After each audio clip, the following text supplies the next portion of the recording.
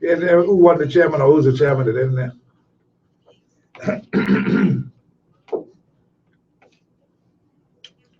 We are in the 5 o'clock hour, and if it's 5 o'clock, it's hard copy.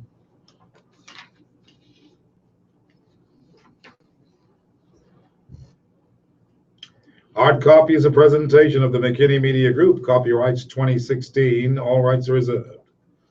The views, statements, and opinions of guests expressed on this show does not necessarily reflect the views of the host, sponsors, or operators of this radio station. No part of this program may be copied or reproduced in full or in parts without the expressed written consent of the producers, the McKinney Media Group. This is Hard Copy of the McKinney Broadcasting Radio Network, and Hard Copy, as you know, seeks to lay out the facts in simple fashion for the inclusion of all Bahamians and Bahamians at heart. The focus every day to move forthright in our manner to build a progressive and developing country. Our desire is for a Bahamas with a competent, skillful, and productive workforce. We want a country that can feed and sustain itself. We want a country with a brilliant visionary action plan ready to embrace a future of hope and prosperity. We encourage like-minded Bahamians just like you to participate with intelligent and honest contributions. After all, we have a country to build. We've got jobs and industry to create. We've got a people to inspire and empower, and generations of born and unborn Bahamians we the people must protect and plan for. If not you, then who? And if not now, then you tell me when. And so today on the show, we open the lines. We'll talk about a lot of things, including the Panama Papers, all this stuff for the Free National Movement, and all the other stuff today.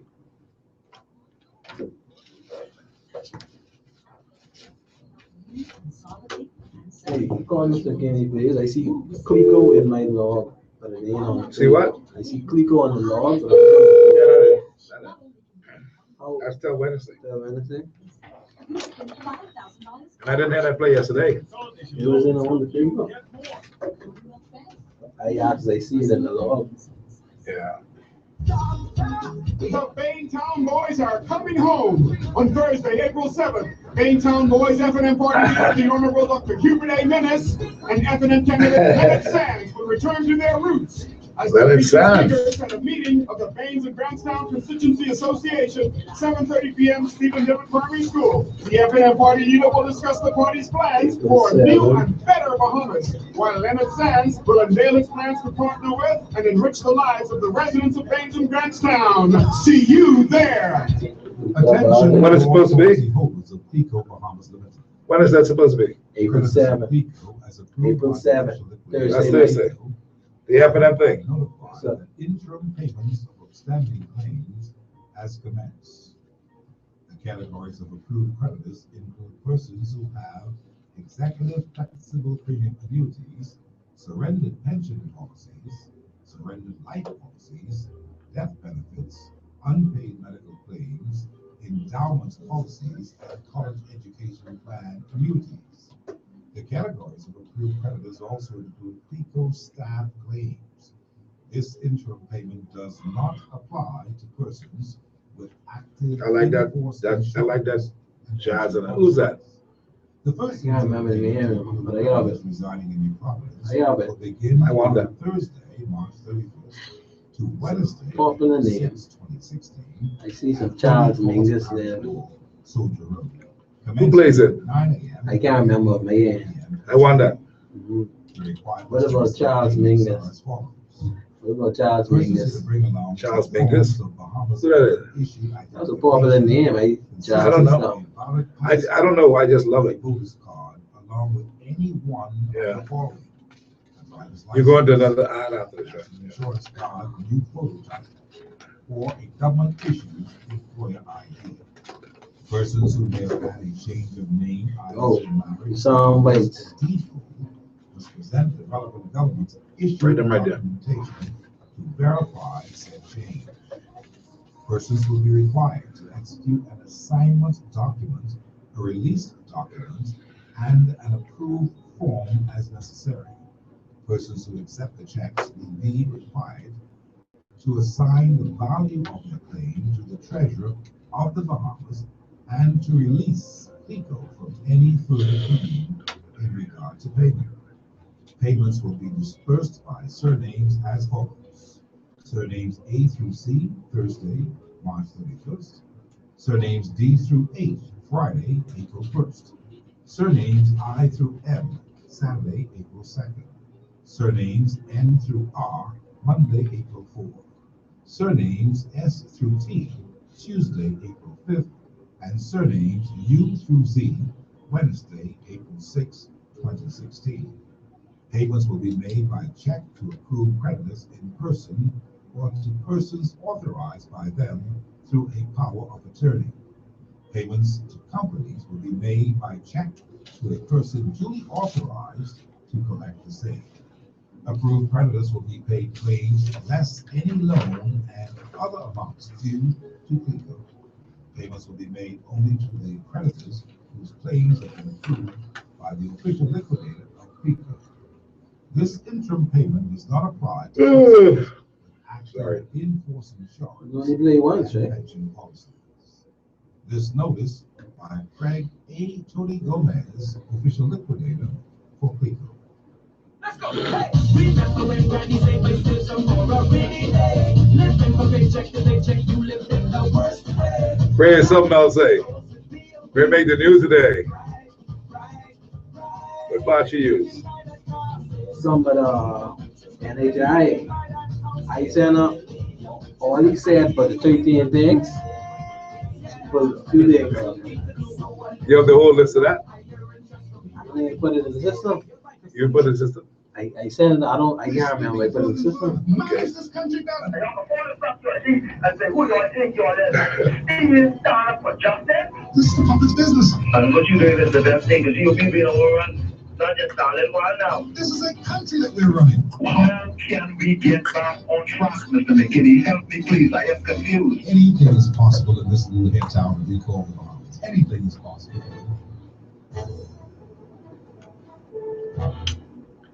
It is Tuesday, the 5th day in the month of April. Indeed, anything is possible. We say a special good afternoon to Jackie Lowe. Thank you so much. And we thank you and appreciate all that you do every day. As you battle the congested city streets and drive home traffic, we have mostly sunny skies, 81 degrees right now in the nation's capital. There's a low tonight of 72, and there is a 30% chance of rain. That rain will come somewhere after 7 this evening. Thank you so much for joining us on the drive home. I'm Steve McKinney. This is Hard Copy. We're brought to you today by CLECO Liquidators, Nassau Motor Company, the Junkanoo Carnival, Commonwealth Bank, the Ministry of Tourism, Domestic Tourist Travel, Colina Insurance for comprehensive coverage, Bahamas Foot and Ankle on Blake Road, Superwash with 10 locations, Bank of the Bahamas, the Bank of Solutions, SuperValue, the All Behaving Supermarkets, the McKinney Media Group for effective PR concepts and advertisements, Advantage Insurance and Brokers, 61 Collins Avenue, Ron's Electric Motors on Clarendon Wolf Road, Sky Bahamas, Randy Butler and Company, professionals in every way, every day flying to friendly skies of the Bahamas, Colina Financial Advisors Limited, CFAL, Executive Printers, they do laser check prints, 100% guaranteed, 15 security measures. Nobody can forge your checks with Executive Printers. Henry F. Store, the light people on Mackey Street, Buddies, Wings and Greens on Fox Hill Road, right near Freedom Park. My friends, today on Hard Copy, we are going to open our lines for you so that you can participate. We also have our text messages all wide open for you as well, and I don't see that my producers put all that information in my pouch, so I'll give that to you in just a minute. 325-023-546.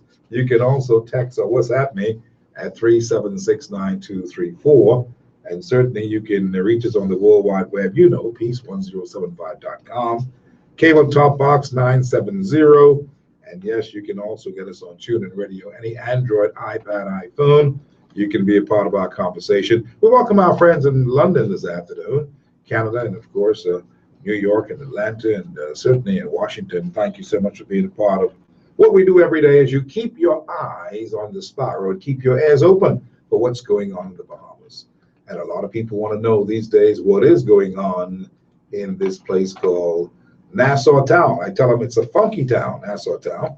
And everybody is on the World Wide Web and, excuse me, listening into a lot of the different media houses throughout the world give focus and a lot of talk about this Panama Papers. You've been hearing about that, right?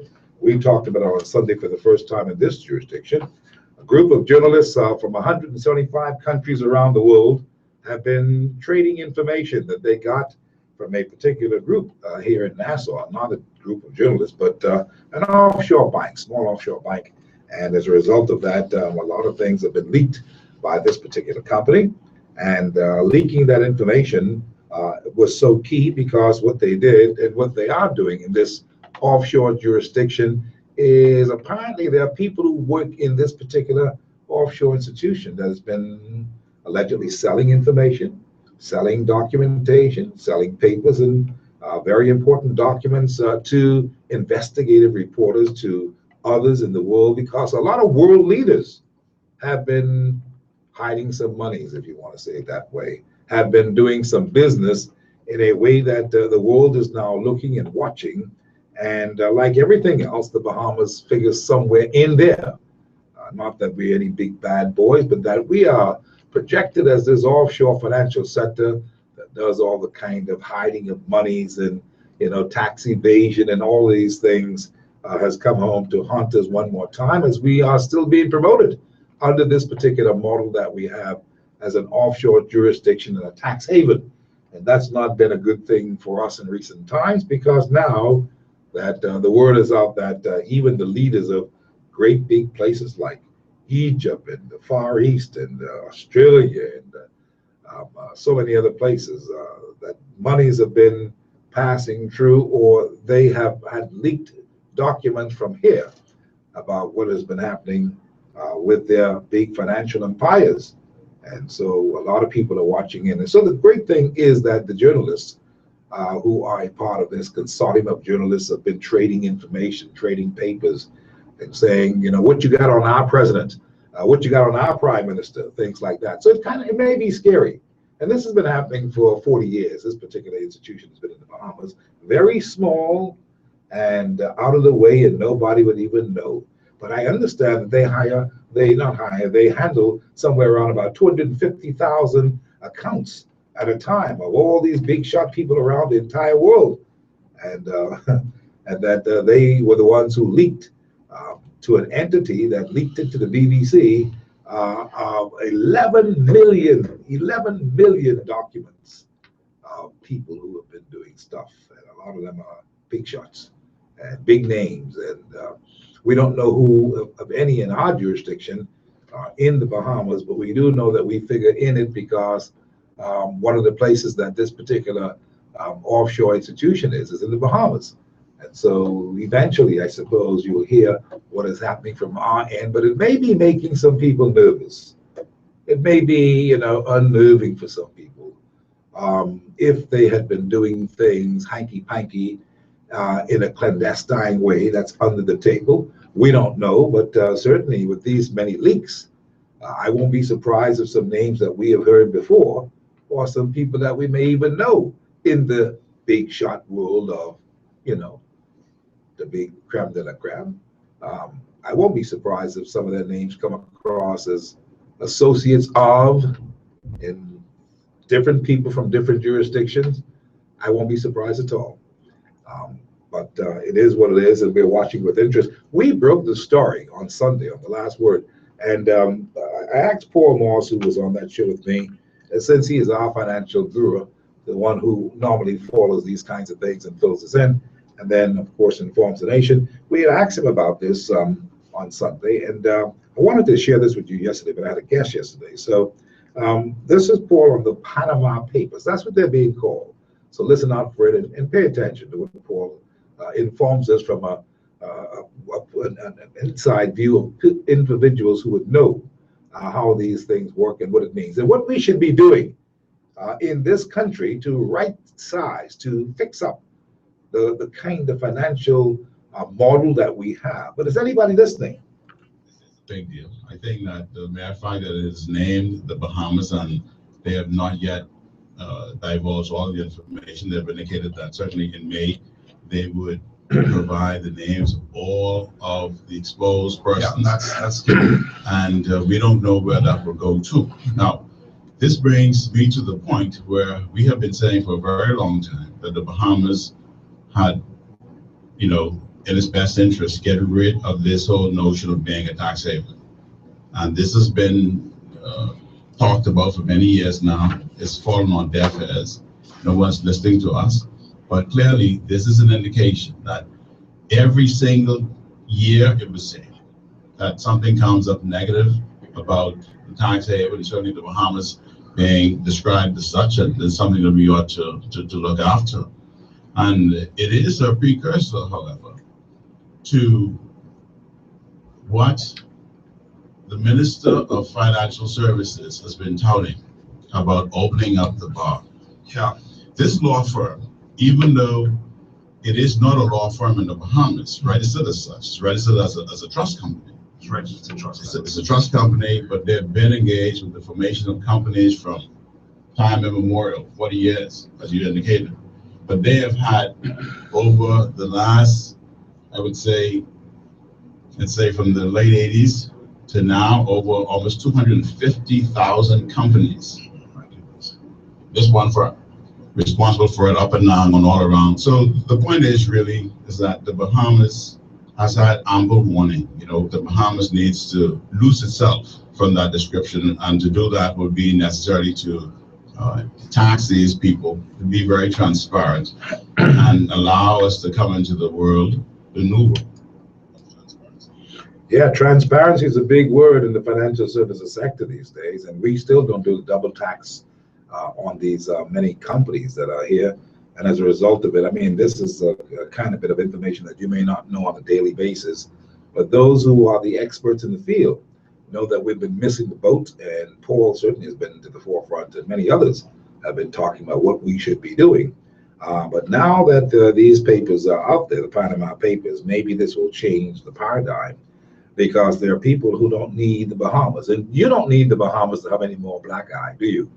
We have had a number of difficulties this year with bad publicity, from the cruise ship and from blog writers about how filthy Nassau is, to jet skis doing stuff. We don't need it. And certainly we've had a number of problems in the past with tourists being under attack and threatened and hurt and murdered in one case, I believe. And so we don't need it. And so now we have a situation where it seems as if the big boys of the big world, the first world, are looking at these small third world countries, especially those who have been involved in this kind of business, offshore banking and the rest of it. And they are coming to stump you out. That's what's happening. Now, we already have a shaky financial services sector. It is not all that it ought to be. It can do a whole lot more. Some say it's trying to improve itself. But we see banks are fleeing our territory and doing other things. We see people are losing jobs. And we need to do everything that we can as leaders of the country to shore up where it is that we're trying to go. And that's not going to happen unless we open our minds and include some people who actually know what to do. And we have a Minister of Financial Services right now, and Hope Strachan, who really is kind of low key. I mean, she has been doing some stuff, but she's not been in media as much on public talk radio. She's been doing a little press release here and there. But have we been able to test really where Hope is on her own belief about what we should be doing in this very, very tricky financial world now, where they're coming and we've got to know what to do. And so we saw where the Prime Minister has been advocating that we need to open the bar. You heard Paul talk about opening the bar, meaning open up the bar here, not the liquor store, the legal bar, where you're looking at the fraternity of lawyers, so that others who practice law outside this jurisdiction can come in, do some things. Now, most of them won't come in and set up a physical shop, because technology being what it is now, and international partnerships may not make that happen, but they are wanting to do that. And you've got to wonder if that's going to be in our best interest. And so we hear the lawyers whispering some stuff that they ain't for that. And what's dangerous about it is the part that I told you about this group now that's here, this offshore trust company that have been selling, allegedly selling information on documentation. Do you know that that's a big business now? That people sell your documentation, information that may be needed in one particular jurisdiction. And that's why anybody is keeping the candy or the cookie jar. Things like that can happen. And so we've got to be very careful, not that we are able to prevent a lot of these things because we are a part of a global world market. But for what it's worth, we'll be watching with interest and following these Panama Papers and see where they lead and see if any of that $7 billion in one Swiss bank account, see if that got anything to do with all of this. With $7 billion shared among 55 Bahamians or people with Bahamian passports. And that's quite interesting. You haven't forgotten about that, right? And where did that money come from? Is that money siphoned off from sales of oil or sales of keys in this country? And I mean keys, like little islands. When does this happen, and how does this happen? Over what period of time? We don't know much about it. We know that we've heard it. We know it's a fact. But what do we really know about that? And what does this mean? Are there people storing up some monies for a rainy day in a different jurisdiction? Let's think of it.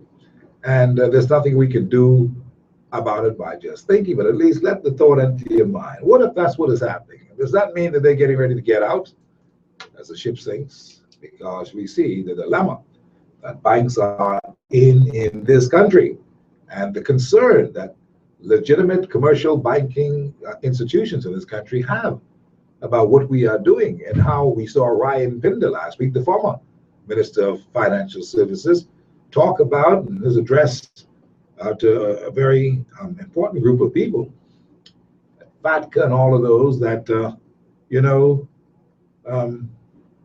the international corresponding banks, those fellows who are responsible for clearing a lot of these checks from commercial banks and international clearing commercial banks, they are concerned. And so these correspondent banks have been deciding to stop doing a lot of things.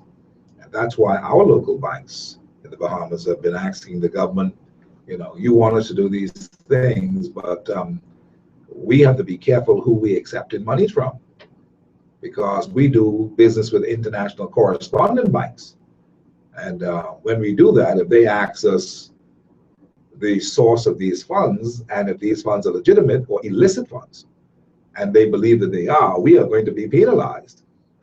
So we are in a little dilemma. It sounds a little complicated technically, but it really isn't at all. It's just a matter of the Attorney General speaking forthright, frank on this matter. Just speak and say this is what the deal is.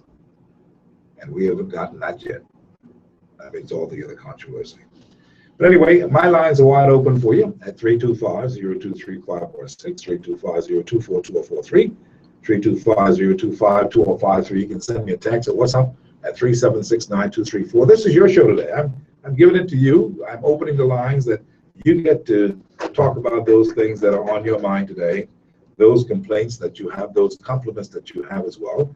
I want to keep it nice and balanced. I want to have a fair amount of compliments if you have them, and a fair amount of complaints so that we can get some things done. I feel like getting some things done today. Who do you want me to call to get some things done? I got the phone right here. Let's get it moving today, because it's that important in our neck of the woods now. I know that a young man called me last night, told me about the trench area that was down there by Poinciana, by just before the roundabout that caused a lot of backup. I believe that the people from Works got there first thing this morning, and they got that all cleared away. So that's good, and that's the kind of thing that you want to do when you see these things. If you call us and they're listening, they may in fact be able to get some things done. As I talk here this afternoon, one of the things I want to tell you in this first part of our togetherness here is that CLECO, as you've heard the announcement, has begun payment of about $16 billion to long-suffering policyholders. Now, I know that some of you have got questions about this, because I got a number of phone calls today, and I got at least 2 visitors who came by to find out, really what is going on with this CLECO payment. A lot of Bahamians are happy. There are many who have been getting paid and they're happy. Many have cashed in and got their share in amounts of about $10,000. Nice little change right now, the way things are going. But they got it not because that's all they earned, that's all they got. The government went out of its way to ensure that they would find some monies to make sure that these policies were honored. And since it happened in our jurisdiction, and I believe the government quite fully aware that they were part of the problem and that they were not doing as much as they should have been doing to make sure that they had the register of insurance on top of this thing. When the people took all the money out of the country and leave this country broke, leave the policy holders holding the bag. So the Ingram administration said to us, listen, this is in 2009, says, keep paying. I didn't see the value in doing that. Not with everything else crumbling, and nobody can tell us anything inside about how we were going to get our monies. And so the CLECO policyholders, some of them listened to Ingram, and they made a smart choice in listening to him because they paid.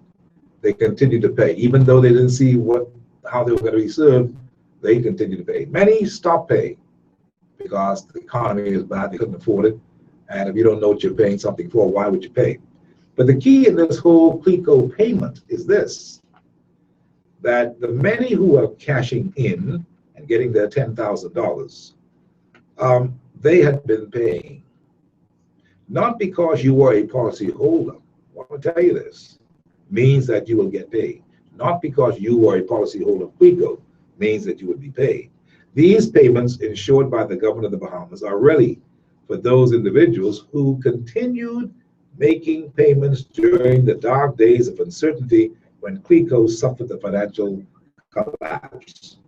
Those who are now collecting had done something. They had done what they surrendered their policies by going into the offices of CLECO some time ago and signed some papers to indicate their discontinuance. So they have them on the record, in other words.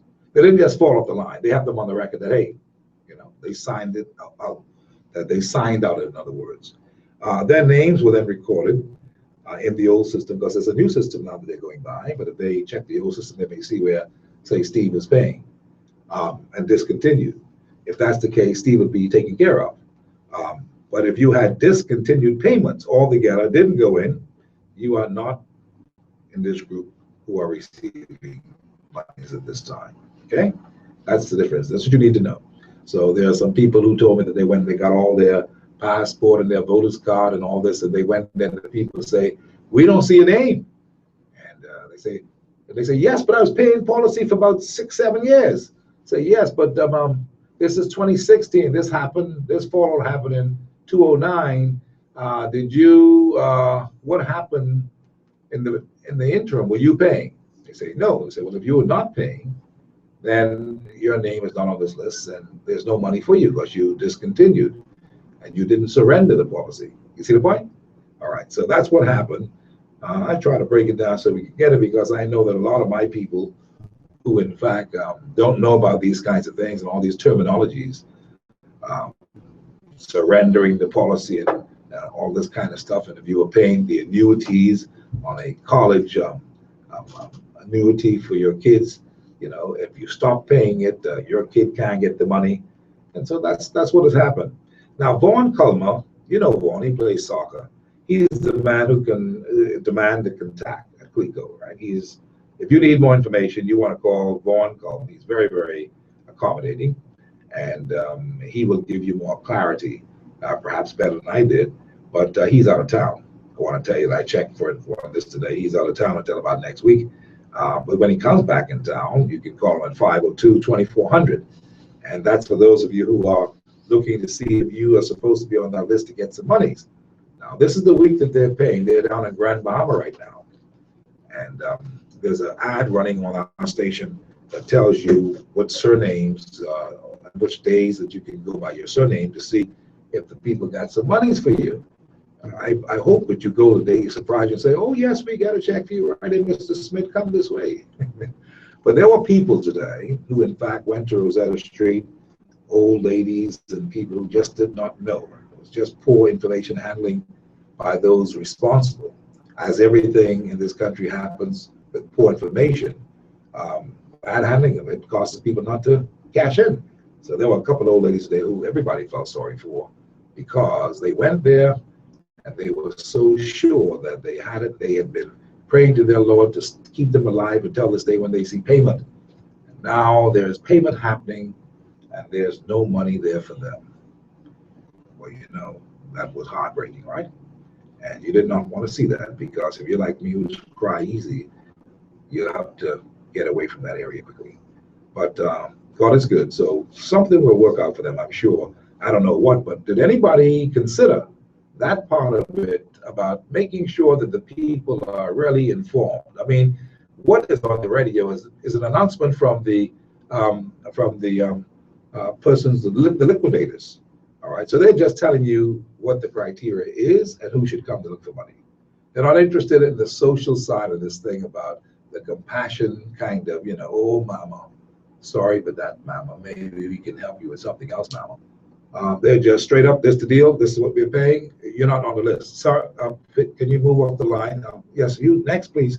That kind of a thing. It's business as usual in this shiny and sunny Bahamas, right? 325-023516. We're on an open line today, so you can call and chime in and tell me what's on your mind today from a point of view of us discussing business. I know that some of you want to talk politics, and I got some politics in the pot for you today. But right now, I kind of like getting the meal prepared. This is putting the ingredients together because we're gonna cook soup in a minute. We can cook a big pot of F&M soup. Just hang tight. Hi, Copy. How are you? Hello. Hi, ma'am. How you doing? Hi, how you doing, Steve? My name's Beth. Hey, Miss Miners. How are you? Lord, Steve, today was a rough day for me because, I mean, you could appreciate what the government trying to do with this legal thing. Mm-hmm. But I guess I fell in that category where when you heard continue paying, when you're paying something like $400 a month for annuity and policy, nobody's continue paying that kind of money and you know where it's going. Yeah, absolutely. I agree with you. And so, as far as I'm concerned, my money is all gone away. Because when I checked, I guess I was one of them who didn't come in to surrender like those claims. But there was no there was no public relations to say, come in if you want to surrender your policy. And I mean, that part of it was, I mean, like that's just poor public relations. Yeah. They should have said to the public, come in if you want to surrender your policy. But you know, and these annuity payments with the college fund of mine was basically a college fund of my little boy. So I lost all that money, and now you're going to tell me that because I didn't surrender, I don't qualify. And then I said to them, I actually came back there after the announcement of the liquidation. The place was closed down. Security guards had the place. Yeah, that's true. You're right about it. The parking lot, so I don't know what they're talking about when you were supposed to come into this surrendering thing. Yeah, you're right. It's almost as if that part of it is so, it's just so unfair. Yeah, I see what you're saying. You're like many who would have gone down there to those lines looking to see. I would have gone down there. You know, the policy part of it was pretty small. The life insurance is pretty small, so it wasn't as bad. But then you're talking about college investment, you're paying $400 a month for that thing. You don't just keep putting that in the no dark hole and you don't know where it's going. Absolutely. Well, you were paying like for how many years though? Let's see if we can calculate your losses. You were paying for like what, 5, 6? And Mr. Thank God, my son was only like 5, so I got up to like 5 years at $400 a month. Oh, you got somewhere that's about what, 14? Yeah, 16,000 or something like that. You know, and you think, I mean, that's a lot of money to lose one time. Yeah, I know what you're saying. You know? And then you must continue paying it. Nobody can tell you where it's going. Well, you know, that's one of the things that I say here. Close up, you know. I think that's just so unfair. You now come and say you didn't surrender. But Minus, listen to this, Minus. The thing is this, right? Ingram had told us, and let me be the first to say this right now, because people who follow this show would know that I told them at the time. I think the show at that time was on Gems. This is how long ago that was. Right. And I said to them, well, Ingram says that y'all must continue to pay. I said, but as for me and mine, That's it for me. I can't put the money down that dark hole. The fella, Mr. Dupree, run along with all them people's money. He got something like, he was making something like $90 million a month. Sorry, a year. $90 million a year. All the time the Clico was there. $90 million. That's US dollars. All right? And I said, well, Mr. Dupree, who they hadn't caught in Trinidad and Barbados and all that kind of stuff, because they didn't sleep on it. This happens throughout the region. And I said, if he can get away with that and no one can tell me what it looks like for us. And my research at the time, it showed me that we could be in this for the long haul for like 20 years in a liquidation.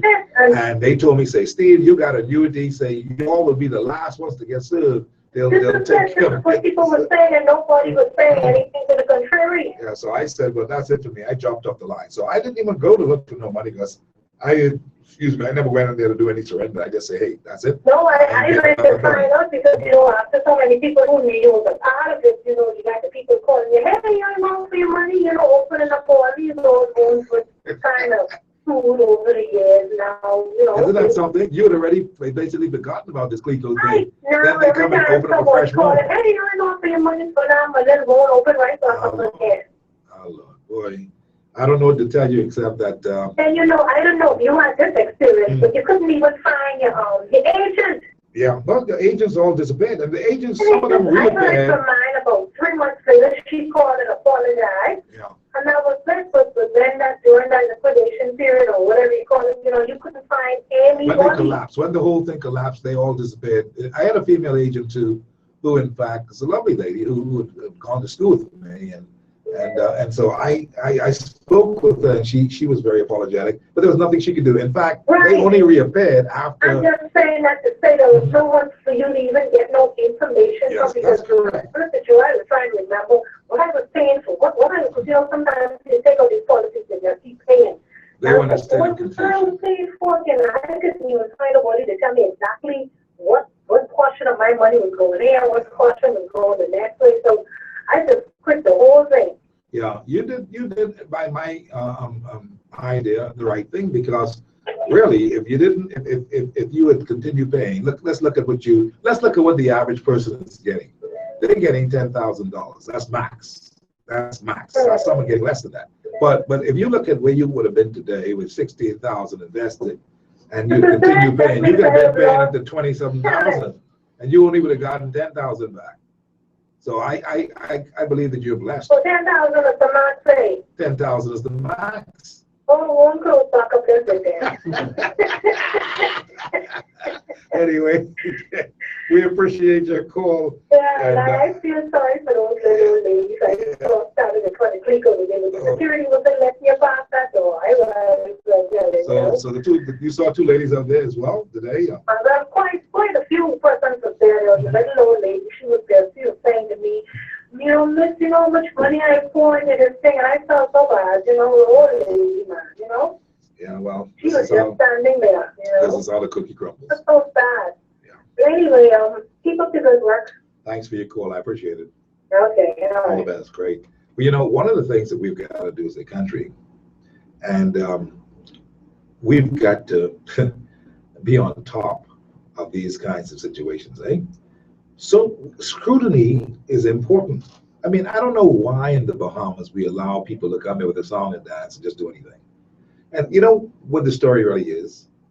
Clico was a legitimate company that did business, We are slack. We don't enforce any of our regulations. The regulators go to sleep on many things, but not on the little fellas like us. We got a regulator called Urca Mandate, and they'll knock down your door for that couple of dollars. They're on top of things. I'm not hitting them, I'm just telling you.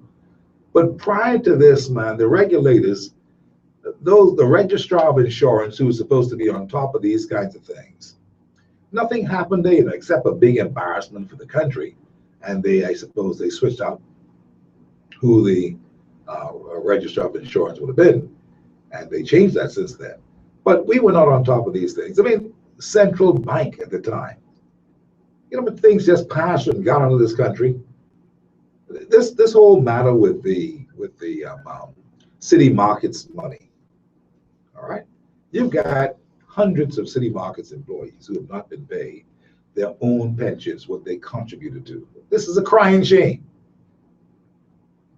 They're all out there hustling as very hard as they can, working someplace else, packing groceries. I saw some who I know packing groceries. Not that that's any crime, but these are people who have their money, who had their monies, who saved their monies, who put their monies into a pension.